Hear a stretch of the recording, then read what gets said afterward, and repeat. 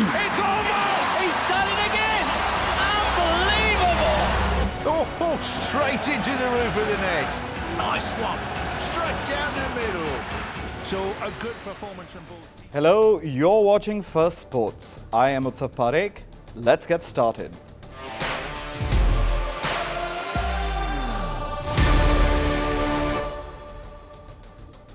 On the show today, Jasprit Bumrah has been quietly removed from India's one-day international squad for the upcoming series against England. Bumrah was initially named in the lineup, but he has been removed from the updated squad. Does this mean he's unlikely to play the Champions Trophy too? And will that derail India's chances of winning the ICC event? Meanwhile, US President Donald Trump will attend the NFL Super Bowl. He will be present during the Super Bowl match between the Kansas City Chiefs and the Philadelphia Eagles. Trump will become the first sitting US president to watch a Super Bowl game. While Trump is known for his love for American football, is his Super Bowl presence influenced by a political motive? More on that on today's show. But first, let us look at the headlines in Sports 360.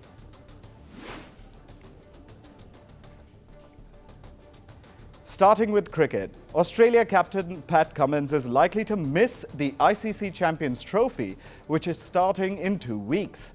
Aussie coach Andrew McDonald said that Cummins is unlikely to feature at the event due to an ankle injury. Travis Head and Steve Smith are likely to lead Australia in Cummins' absence. The Champions Trophy is set to begin on the 19th of February. In tennis, the former women's world number one, Simona Halep, has announced her retirement from professional tennis. The Romanian player retired after her exit from the ongoing Winners' Open in the round of 32. Halep won 2 Grand Slam titles during her career, but she saw her career derail after a doping suspension. The suspension was reduced last year, but it impacted Halep's game. In football, the Portuguese football maestro Cristiano Ronaldo turned 40 today. Reflecting on his prolonged career, Ronaldo called himself the greatest of all time. Ronaldo, now the captain of the Saudi Arabian side Al Nassr, compared himself with the likes of Brazil great Pelé and Argentine talismans Diego Maradona and Lionel Messi. Ronaldo said that he feels that he is the most complete footballer of all time. Meanwhile, Australia and Chelsea footballer Sam Kerr is on trial for allegedly making racially aggravated comments. Kerr is accused of calling a British police officer stupid and white in the year 2023. Kerr has pleaded not guilty. Her defense has also questioned the delayed reporting of the comments. And finally, the biggest names from the sporting world are part of the 2025 Met Gala committee. NBA star LeBron James has been named as an honorary chair. F1 driver Lewis Hamilton is one of the 4 co-chairs. Meanwhile, 7-time Olympic gold medalist Simone Biles and her husband are part of the host committee. The 2025 Met Gala is set to take place on the 5th of May.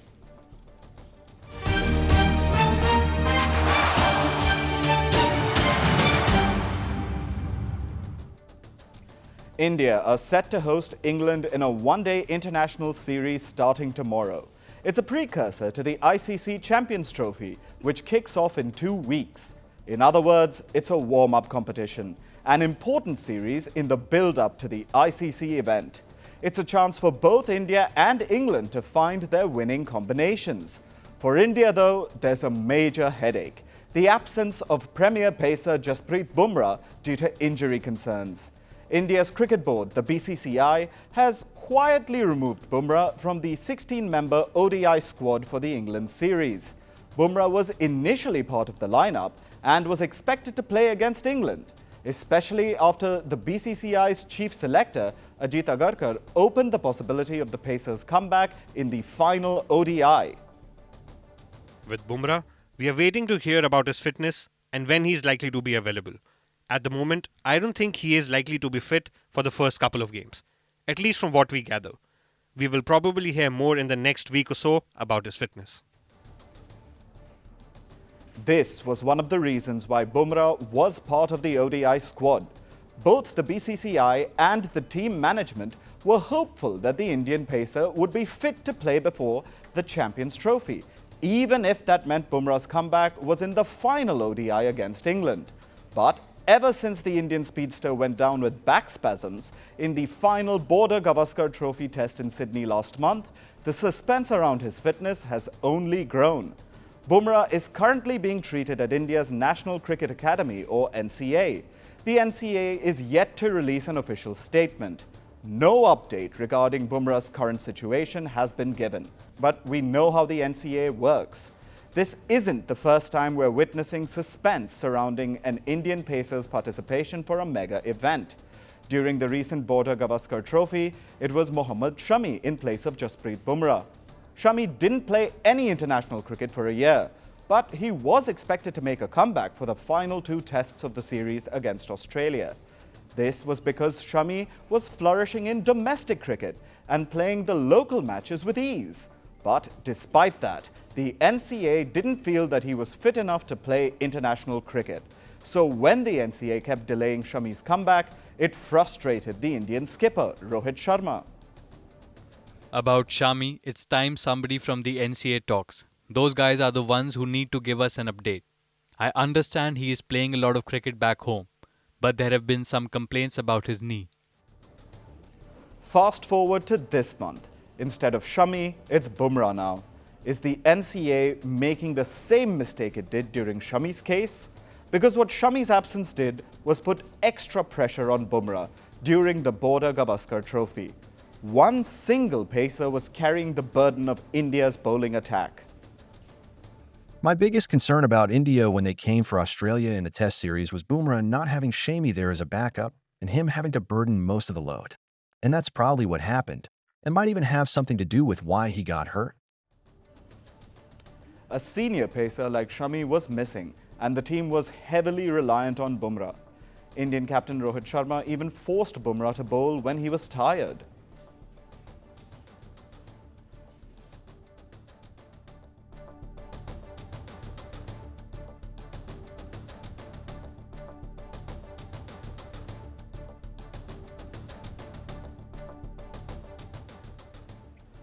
Though Bumrah did deliver up until the first innings of the fifth test, it came at a price, his injury. The same injury that is now the reason for uncertainty over Bumrah's participation in the Champions Trophy. And how will Bumrah perform if he's fit for the ICC event? I understand that Bumrah is arguably the best bowler in the current period. The awards say it: Best Test Cricketer, Best Cricketer of the Year 2024. But he will still need some practice before an ICC event, right? Even the best in the business need that. They will think that he will come in straight away and set the world on fire.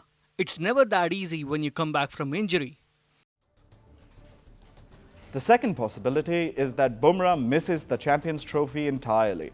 This will hamper India's chances completely. It may prove to be a major dent in the Men in Blue's hopes of winning the prestigious ICC trophy. Bumrah not fit will reduce India's chances by 30%. With a fully fit Bumrah playing, you are guaranteed of those death overs. It would have been a different ball game altogether. We understand that the NCA is being cautious with Bumrah.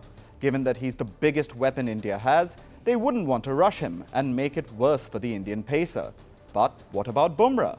Will he be willing to sit out an ICC event?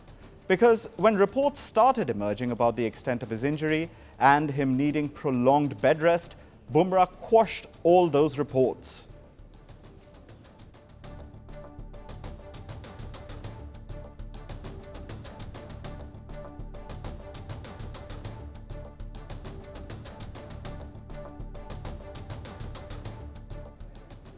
Bumrah wasn't just upset with the fake reports. He was showing that he wants to play in the Champions Trophy.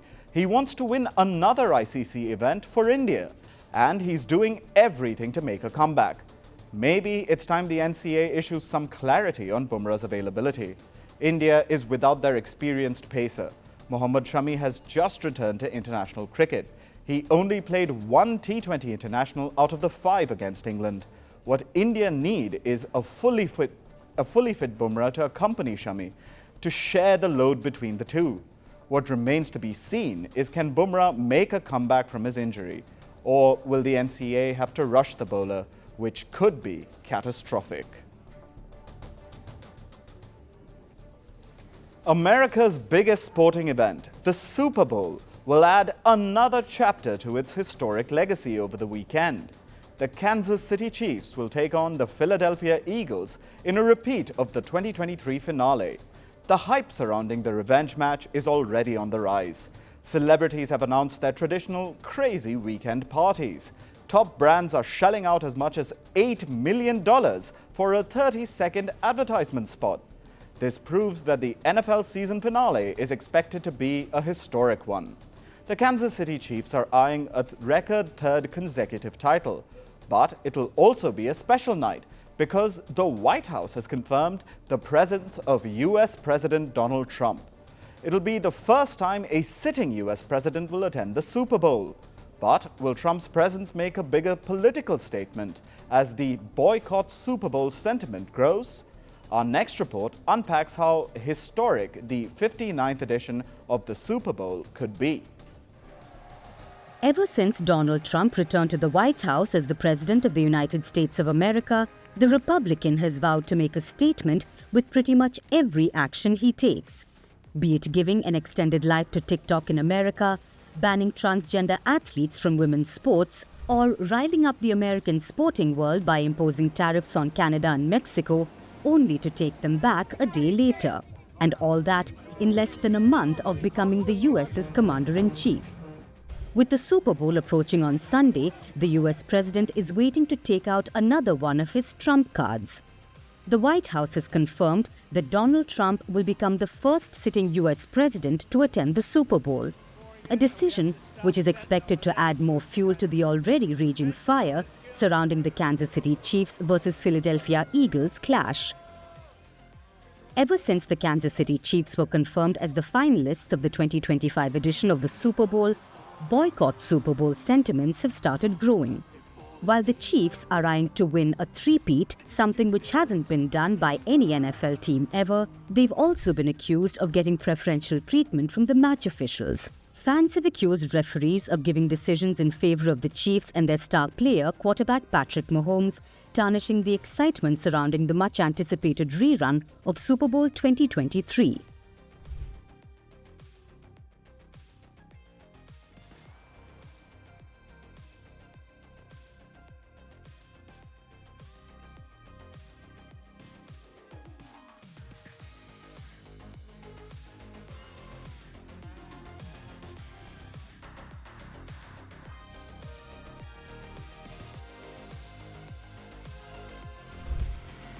While the allegations against the chief have itself made the finale a controversial one, the voices of Boycott Super Bowl grew stronger after it was announced that the Black National Anthem will be played before the US National Anthem before kickoff.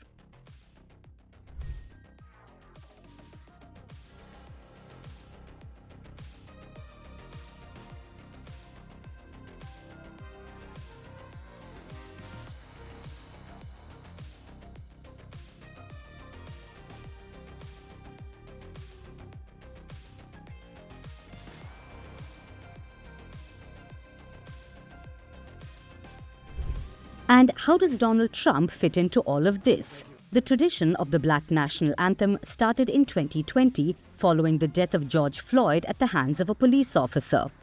This hasn't been well received by either Trump, his supporters, or the Republicans. During last year's Super Bowl, American singer Andra Day's performance was met by backlash from MAGA supporters. A year before that, at the 2023 Super Bowl, Trump loyalist Carrie Lake refused to stand for the Black Anthem, even justifying her action by saying that she's only there for the US National Anthem. And Trump himself isn't known to be too supportive of a political statement during sporting events either. During his first term in 2020, Donald Trump called NBA players stupid and nasty for kneeling down during the national anthem. In 2017 too, Trump criticized NFL players who kneeled in protest of the US national anthem. The players justified it as a protest to brutality against people of color in the country. However, Trump demanded that such players should be sacked. Wouldn't you love to see one of these NFL owners, when somebody disrespects our flag, to say, "Get that son of a bitch off the field right now. Out. He's fired. He's fired." This is how the US president has always felt about politicizing any sporting event or putting a cause above the country, which is why his presence at the Super Bowl is expected to ruffle some feathers once again, because not only will he attend the event, but will also sit down for a pre-recorded interview with Fox Sports, another first in US president's history. His predecessors have never been part of such interviews. Trump himself didn't agree for it in 2018. But maybe the president wants to make a statement at the 2025 Super Bowl. It remains to be seen how Trump would react to the Black National Anthem when it's performed in front of him.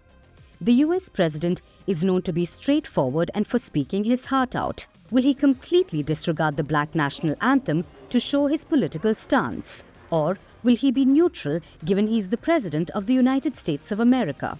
One thing is certain.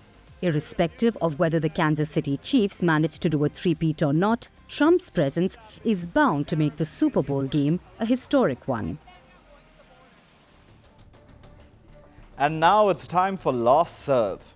Sports has time and again proved that nothing can stop an individual from achieving his or her dreams. In an inspiring story, a 19-year-old athlete from Jordan is practicing calisthenics in a wheelchair. His aim is to feature in the Guinness Book of World Records. Take a look.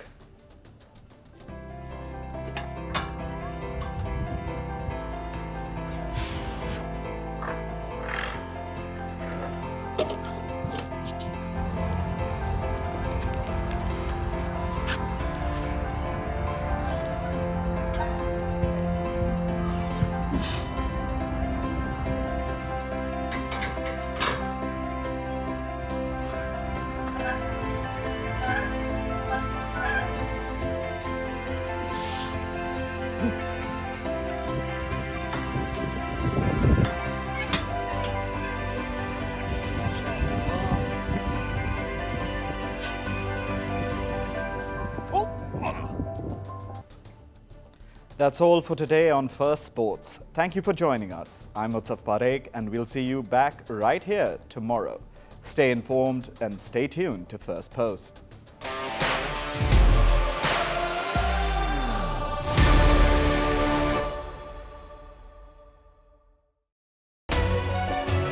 We're calling the show Vantage. We hope you like what we put together for you. Touted as the minimum ways defense from that video. India's neighbors were the first to send the special edition of Vantage live from the White House throughout this week. Yes, Hindu Mandir we're on our way to Tel Aviv. Team measure, but it's also the perfect way to drive. I don't think that Prime Minister of Bhutan, Sherin Tagwe. Welcome to 60% of the world's office. Prime Minister Modi did the iron. We were actually What are you doing? How do you like? It's been 1 year since that meeting. Iron bars separate you from the outside. Out the vote efforts. Trump had, it says, and at $4.3 trillion, 300 billion by 2030. That's what we need to tackle climate change.